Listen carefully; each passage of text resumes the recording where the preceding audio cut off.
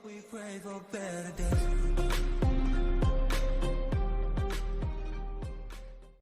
Good morning students. पिछली class में हमने clay Hamilton theorem with proof discuss किया था। उसी से रिलेटेड हमारे पास एग्जाम्पल है वेरीफाई क्ले हैमिल्टन थ्योरम। यानी कोई भी अगर आपके पास गिवन मैट्रिक्स है तो उस मैट्रिक्स के लिए यानी वो मैट्रिक्स क्ले हैमिल्टन थ्योरम को कैसे सेटिस्फाई करे, और अगर आपको आइगन रूट्स निकालने हैं तो हम कैसे निकालेंगे ये भी पहले हम डिस्कस कर चुके हैं।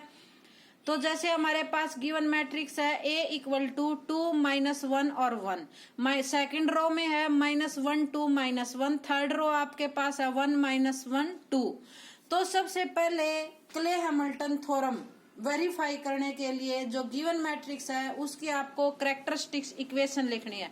तो कैरेक्टरिस्टिक्स इक्वेशन हम कैसे लिखते थे, A माइनस लैम्डा आई का डिटर्मिनेंट इक्वल टू 0। तो ये हमने मैट्रिक्स को चेंज किया किस फॉर्म में, A minus lambda I equal to 0। तो A माइनस लैम्डा आई के अकॉर्डिंग हमारा मैट्रिक्स दिस आ गया। दिस मैट्रिक्स को हम सिंप्लीफाई करेंगे। हमने इसको एक्सपेंड किया, एक्सपेंड बाय फर्स्ट रो।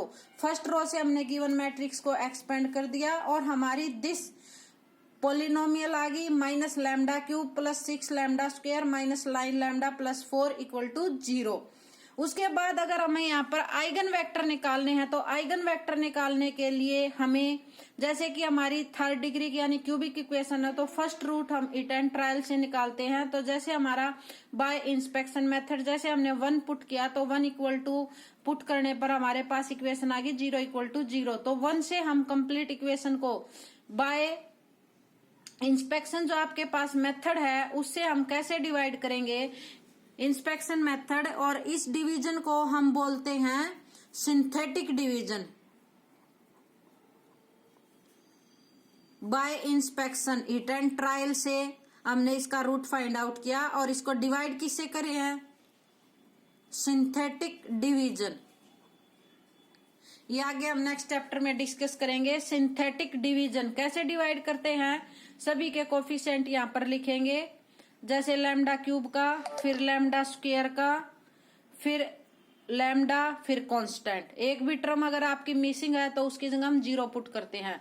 1 हमारे लिए ट्रू है, बाय इंस्पेक्शन से हमने इसमें चेक किया कि 1 सेटिस्फाई करे इक्वेशन को, तो सिंथेटिक डिवीजन से हमने इसको डिवाइड कर दिया। तो फर्स्ट जो एलिमेंट है एज इट इज लिखते हैं, फिर 1 से और जो हमारा नीचे रिमाइंडर था उससे मल्टीप्लाई किया, नेक्स्ट एलिमेंट के बिलो, फिर एड सब्ट्रैक्ट किया, फिर मल्टीप्लाई किया, फिर नेक्स्ट के बिलो, एज इट इज लास्ट में आपके पास ऑलवेज 0 रिमाइंडर आता। तो हमारी इक्वेशन बन गई minus lambda square plus 5 lambda minus 4 equal to 0 this. तो हमने इसको सिंप्लीफाई किया quadratic equation by factorisation method. तो लैम्डा इक्वल टू आपके पास वैल्यू आ गई 114। तो ये हमारे पास क्या होते हैं, आइगन रूट्स या लेटेंट रूट या कैरेक्टरिस्टिक्स रूट्स। अगर हमारे क्वेश्चन में पूछे गए हैं तो हम ऐसे डिफाइन करेंगे। उसके बाद नेक्स्ट हमारे पास इसमें क्या था कि वेरीफाई करना है क्ले हैमिल्टन थ्योरम को। तो जो हमारी कैरेक्टरिस्टिक्स इक्वेशन बनी थी वो हमारी क्या है कि कैरेक्टरिस्टिक इक्वेशन को मैट्रिक्स से सेटिस्फाई करेगा। यानी माइनस लैम्डा को किस में चेंज कर देंगे, ए में, minus A cube plus 6x square minus 9a plus 4i equal to 0, यानी 0 इक्वल टू 0 में प्रूव करना। तो जैसे ए क्यूब निकालना पड़ेगा, ए स्क्वायर ए, और सभी की वैल्यू यहाँ पर पुट करेंगे और सिंप्लीफाई करेंगे, एड सब्ट्रैक्ट करते हैं तो 0 इक्वल टू ए स्क्वायर, यानी ए डॉट ए मैट्रिक्स की एड से हमने मल्टीप्लाई करेंगे तो वहां पर आपके पास ए स्क्वायर की वैल्यू आ जाएगी दिस आ गया आपके पास ए स्क्वायर की आने के बाद हमें ए क्यूब निकालना है। तो ए क्यूब के लिए आपके पास क्या फार्मूला बनेगा, यहाँ पर हमारे पास बनेगा ए स्क्वायर डॉट ए। तो ए स्क्वायर की ऐसे फिर मल्टीप्लाई की इक्वल टू दिस आ गया, ये हमारे पास आ गया ए क्यूब। जो हमारी क्ले हैमिल्टन थ्योरम के लिए जो हमने कैरेक्टरिस्टिक इक्वेशन में पुट किया था उसमें हम सभी वैल्यू ए क्यूब की, ए स्क्वायर की, ए की और आइडेंटिटी मैट्रिक्स सभी वैल्यू पुट की और उसको ऐड सब्ट्रैक्ट किया तो आपके पास आ गया नल मैट्रिक्स, और ये ही हमें प्रूव करना था। Hence Cayley Hamilton theorem is verify. ऐसे वेरीफाई करना है आपको।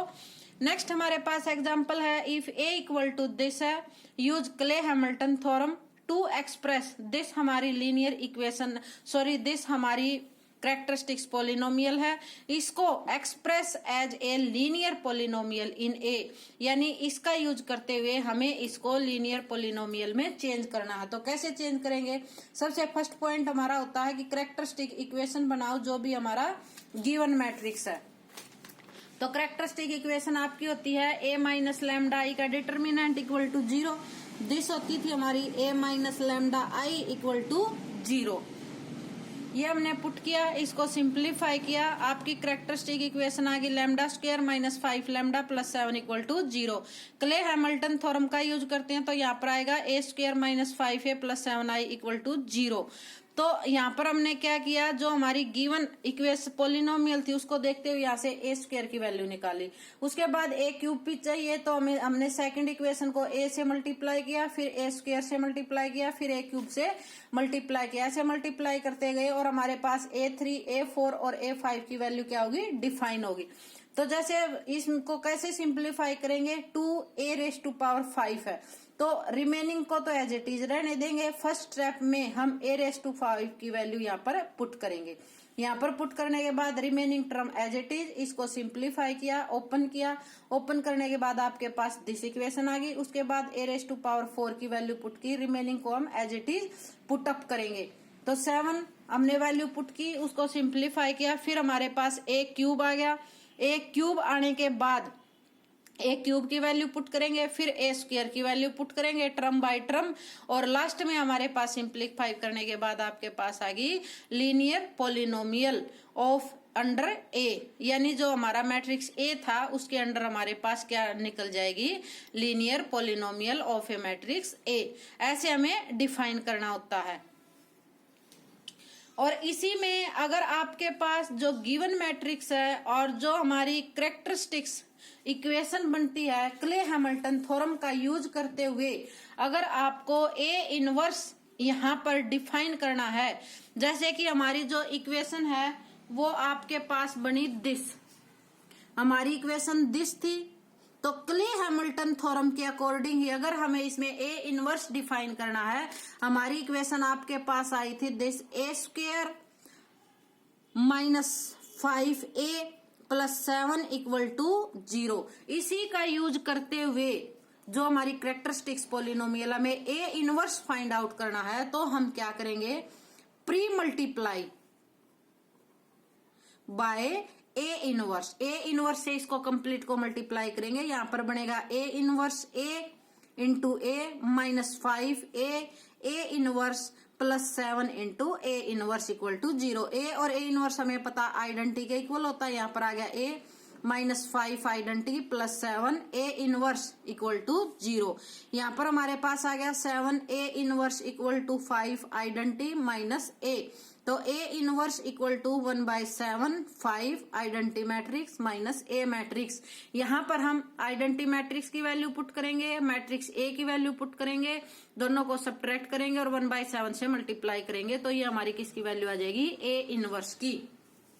यानी जो हमारी कैरेक्टरिस्टिक्स इक्वेशन बनती है और क्ले हैमिल्टन थ्योरम का यूज करते हुए हम जो हमारी इक्वेशन है उससे ए इनवर्स भी आप फाइंड आउट कर सकते हो। तो ऐसे हम उस गिवन इक्वेशन से ए इनवर्स यानी क्ले हैमिल्टन थ्योरम का यूज करते हुए ए इनवर्स की वैल्यू भी डिफाइन कर सकते हैं।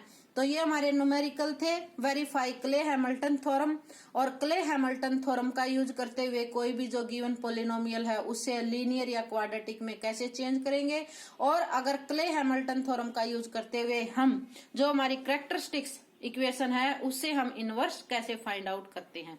इससे नेक्स्ट क्लास में हम अपना नेक्स्ट टॉपिक डिस्कस करेंगे।